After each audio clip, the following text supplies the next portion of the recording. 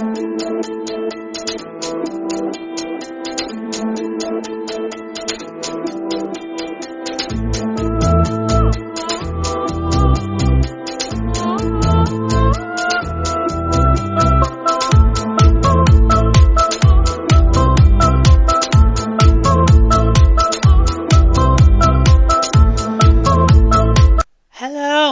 to another session of the Pepper Rain podcast, where we are continuing all this week to go down memory lane of the previous 4 Olympic tournaments that I have been involved with. As you guys know, my involvement with the women's side began in 2010 with the Vancouver Olympics, and all this week, as we get closer to Milano-Cortina, we're going to be looking back on those 4 tournaments. On the last episode, we started where it all began for me in Vancouver.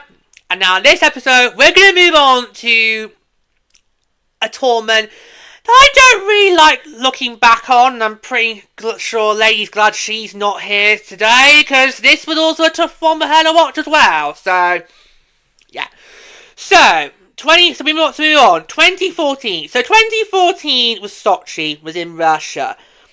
And I already was not feeling good about these games. I've never felt comfortable about events happening in Russia. Never have. Okay, so I already was going to go into these Olympics with a bit of like a...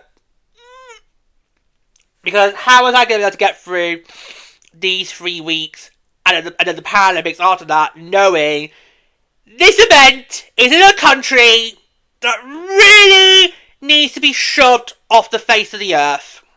Okay, so let's go there. It's like, yeah. Also, it was a really strenuous time for me, because obviously I was senior. I was a high school senior. I was in the midst of my GCSEs. So at that point of the year, we were very much in the thick of coursework and final exam preparations.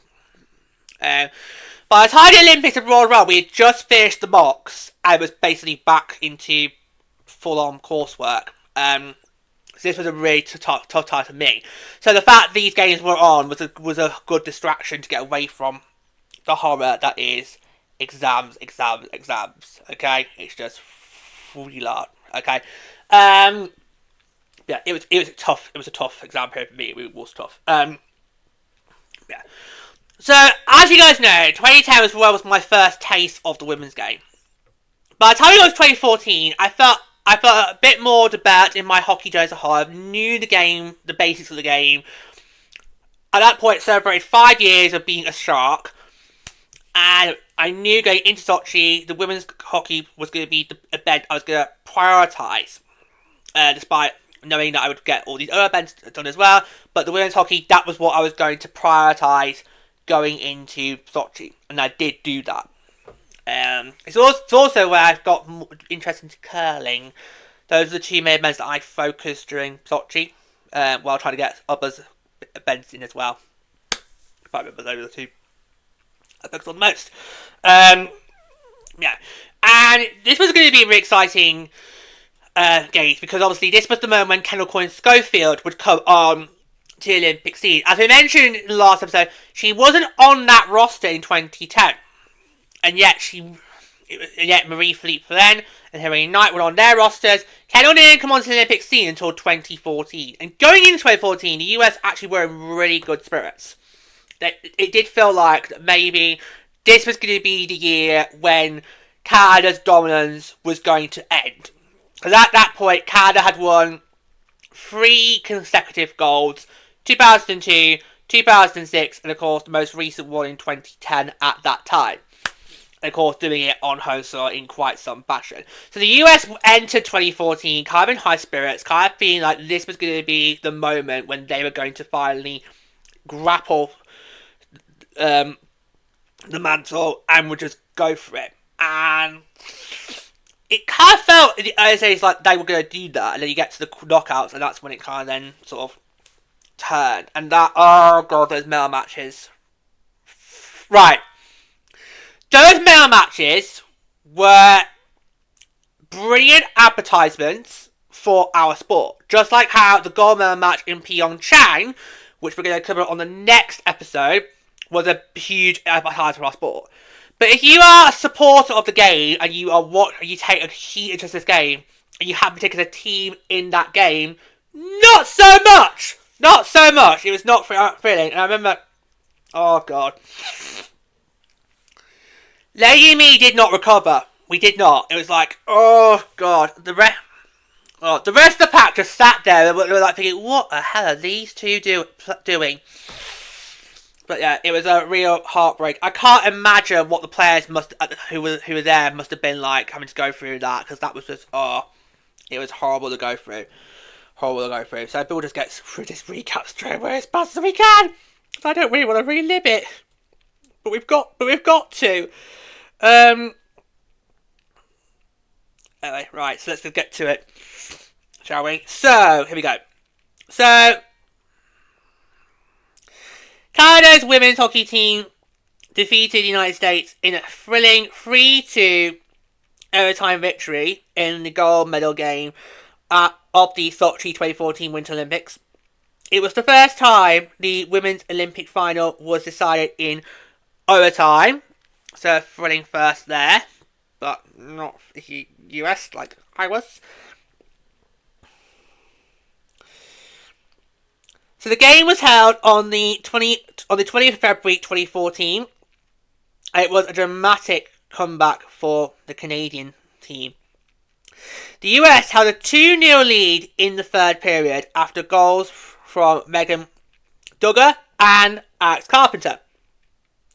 With less than 4 minutes remaining in regulation, Brianne Jenner scored for Canada to cut the deficit to 2-1.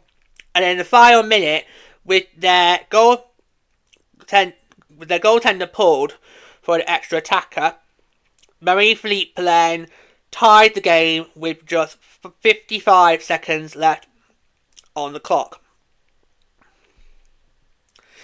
The match proceeded to a sudden death overtime period, and after a US shot hit the post, Canada gained a power play advantage when Harry Knight was paralysed, and Poulin scored her second goal of the game at 8:10 of the extra session, securing the gold medal for Canada. And Mila was like heartbroken at that, because you don't want that to be the way you lose the gold. You don't want it to be the result of a penalty that ends up costing you big. You don't want that to be the result. And me and you were both just like, Ratty Poulin!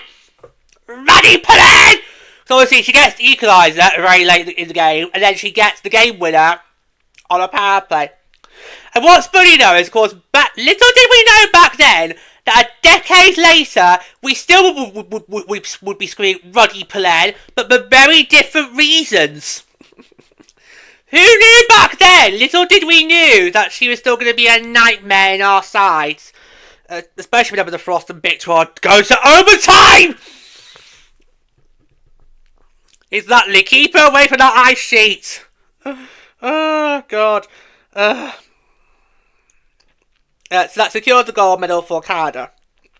So this victory marked Canada's 4th consecutive Olympic gold medal in women's ice hockey. Hayley Wickenheiser, Julia Hefford, and Caroline Quiltin became the first hockey players to win 4 Olympic gold medals. Now you thought that was thrilling. Oh no, you ain't heard nothing yet, boys and girls. You ain't heard nothing yet, because in the bronze medal match, and I'm preparing to have some drives from Pluto. Oh no! Okay, well let's see. Switzerland secured their first ever Olympic medal in women's ice hockey by defeating Sweden 4-3 in the bronze medal match, and that was also done in quite thrilling fashion. That was also the result of a comeback victory, and of course that happened earlier in the day. So you have the start of the day, you have Switzerland dramatic comeback to win bronze, I'm kind of be like, hold my shoulder, and then go and do it over the US. But I think the bronze medal was more thrilling because you would expect that over Sweden, but maybe the US think how it could be. But anyway, yeah, it was really heartbreaking to watch. And I know it's 12 years on now, but me and you still look back on that and think, "Ugh," because that kind of was the USA's best shot to win a gold, because it didn't do as well in the 2010 final. Obviously in 2006 you get knocked out in the semis. 2002 you lose on home soil, so it kind of, and obviously the USA did play very, very well until that final 5 minutes. The final 5, that's where it kind of fell apart. But the majority of that game, the USA were playing very well. They were actually playing really good and easily could have easily got over the line, but unfortunately, the last was not to be. But yeah, but me and Lady, we still now, 12 years on, we still look back on it and think, oh my god, what could have been, eh? No, what could have been? No, if we had just somehow found a way to, if we had just somehow found a way to, to get over the line. Yeah, and I just can't imagine what those players would have been feeling, at the time. I really don't. So, yeah, it's just, not nice. Not nice. Yeah, but it was a tough one for me and for Lady to watch, because we both had high spirits going into that gold medal match. And we kind of felt we're playing really well, and then obviously, what happened. But yeah. So I'll go through the standings. Now, interesting here. Now, once again, only 18s were competing at the Women's Tour, but we had a DQ! We had a DQ, boys and girls. We had a disqualification. Any prizes for guessing who it was? Any prizes? Any guesses, boys and girls? Any guesses? Exactly! The fucking Russians.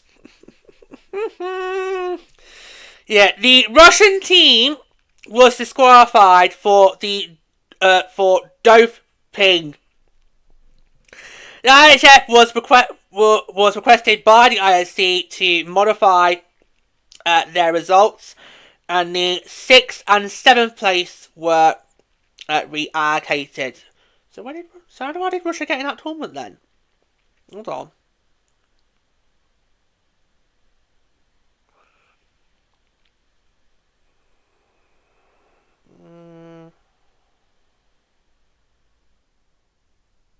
Oh, they didn't even make it past the quarterfinals. Oh, there we go. It's no problem. I was like, oh no, right. So anyway, right. So yeah. So.